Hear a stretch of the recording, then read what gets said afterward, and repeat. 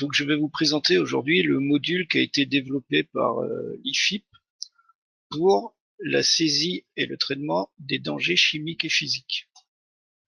Un bref rappel de l'historique. Inapor, en 2014, avait financé une interface web pour la gestion et le traitement des autocontrôles microbiologiques en abattoir des coûts, ce qui permettait la saisie des résultats, la synthèse et le traitement des résultats de ces autocontrôles. En décembre 2015, il y a eu la création du site plan de contrôle PDC ifip-asso.fr où les abattoirs peuvent saisir leurs données de leurs autocontrôles et des contrôles réglementaires pour la microbiologie. En 2016, l'interprofession Inapor a financé la création d'un module pour la saisie des dangers chimiques et physiques. L'objectif était de mutualiser des résultats effectués par les entreprises, d'avoir des données disponibles pour la filière porcine et aussi de pouvoir statuer du résultat par rapport à des critères fixés pour l'exportation vers des pays tiers. L'IFIP a donc développé une interface web. Cette interface a un même environnement graphique que pour les données microbiologiques. Donc vous avez la possibilité d'intégrer des données de vos autocontrôles microbiologiques comme vous avez actuellement. Et on a créé un module pour les données des dangers et aussi pour intégrer des données vis-à-vis des corps étrangers.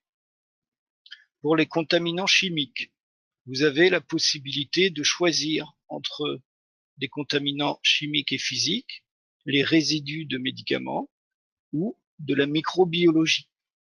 Pour les contaminants, vous trouverez les métaux lourds, les pesticides, les radionucléides. Quand vous allez sur l'icône où est intégré le contaminant, vous avez sa définition qui s'affiche à l'écran, ainsi que son unité de mesure. Pour les résidus médicamenteux, vous cliquez sur médicaments et sont affichés un écran pour saisir vos données. Vous avez le chloramphénicol, voilà, la bacitracine. Donc ça, c'est pour les médicaments. Pour les contaminants microbiologiques, vous cliquez sur microbiologie, ça vous ouvre un écran avec différentes flores que vous pouvez intégrer sur des produits. La flore mésophile totale, entérobactéries, Listeria monocytogenes, Staphylococcus aureus, etc. Pour saisir les données, pour chacun des trois paramètres, ce n'est plus tout à fait la même chose que pour les données microbiologiques parce que nous n'avons plus la fonction importer des données.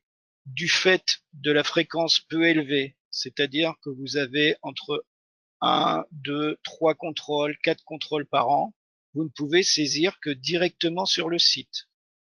Vous allez sur le bouton ajouter des lignes vides et là vous avez un tableau qui vous permet de saisir vos données.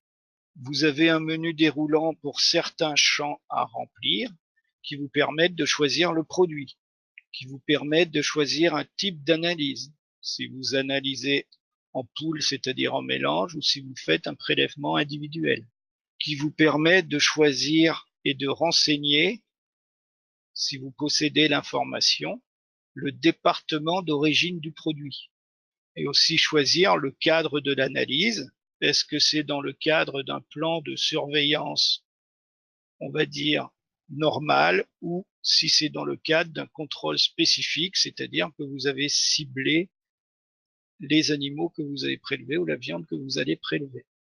Il a été aussi développé un module qui vous permet de visualiser le résultat de vos analyses par rapport aux exigences réglementaires par rapport à une exportation.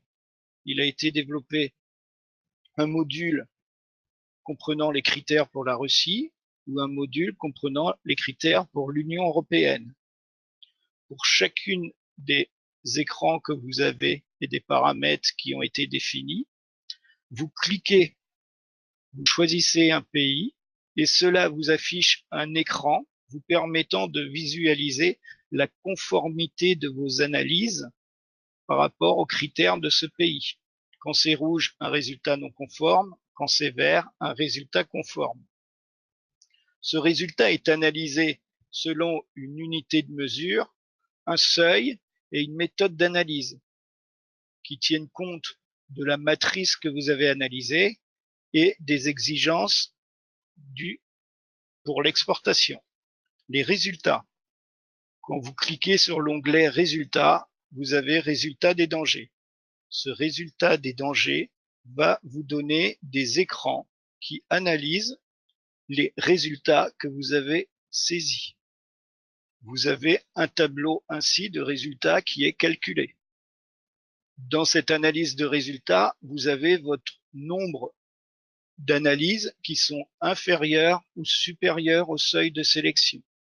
Vous avez aussi dans ce même tableau de synthèse votre nombre d'analyses qui respectent ou non les critères par rapport au pays, les données qui sont inférieures ou supérieures aux critères. Puis, vous avez aussi un traitement statistique, c'est-à-dire qu'il va vous calculer une moyenne, un écart type, ainsi que l'intervalle de confiance. Ici, nous sommes sur des données qui sont peu nombreuses. Et donc, l'intervalle de confiance vous donne une indication sur la robustesse de vos mesures du point de vue statistique. Ici, on voit sur la première ligne, par exemple, qu'on a une moyenne de 1,83 et qu'en fait, on se situe entre moins 6,2 et 9,9. Vous pouvez aussi choisir dans le rectangle noir en haut de votre écran à gauche, choisir le produit, choisir le type d'analyse, si c'est en pool en individuel, choisir le cadre de l'analyse et choisir le département d'origine de vos produits. Vous pouvez aussi sélectionner la période que vous voulez voir traitée, soit une période annuelle, soit en choisissant la période libre, vous choisissez les dates pour lesquelles vous souhaitez traiter les données. Nous avons développé aussi un module pour pouvoir saisir les corps étrangers. Dans ce module, vous allez sur Données, Données entrées, corps étrangers. Vous obtenez un écran où vous pouvez visualiser les corps étrangers que vous avez à saisir.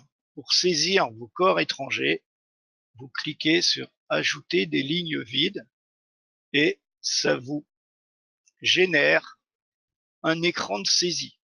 Dans ces écrans de saisie, c'est le même système que pour les dangers chimiques et physiques. Vous avez des menus déroulants par rapport à certains paramètres, comme les produits, l'origine de la matière première, le type de corps étranger, la taille si c'est des aiguilles, le diamètre des aiguilles, etc.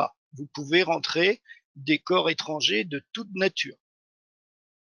Le type de corps étranger, ça peut être du plastique, du métal, du bois, etc. Vous pouvez aussi intégrer une photo. C'est-à-dire que vous pouvez intégrer au fichier une photo et donc cette photo permettra à nous, à l'interprofession, de visualiser le corps étranger, sa nature, sa taille, etc. Pour chaque écran que vous avez dans ces modules, vous pouvez faire une exportation Excel. C'est-à-dire que quand vous cliquez sur le fichier Exporter les données, cela va vous créer un fichier Excel. À partir de ce fichier Excel, vous pouvez retravailler ces données, vous pouvez les mettre en forme, vous pouvez les utiliser comme vous le souhaitez. Pour vous inscrire à ce module des dangers physiques et chimiques, vous devez me renvoyer un mail comme quoi vous souhaitez vous inscrire pour le module dangers chimiques et dangers physiques. Ce module sera mis en service le lundi 10 septembre. À partir de votre inscription, à partir du lundi 10 septembre, vous aurez accès à ces modules sur la base de données quand vous vous connecterez comme habituellement avec votre identifiant et votre mot de passe. La confidentialité et l'utilisation des résultats sont régis par l'article 1 et 2 de la convention que vous avez déjà signée par rapport aux autocontrôles microbiologiques. Voilà. Et c'est une convention tripartite entre INAPOR, l'IFIP et l'abattoir.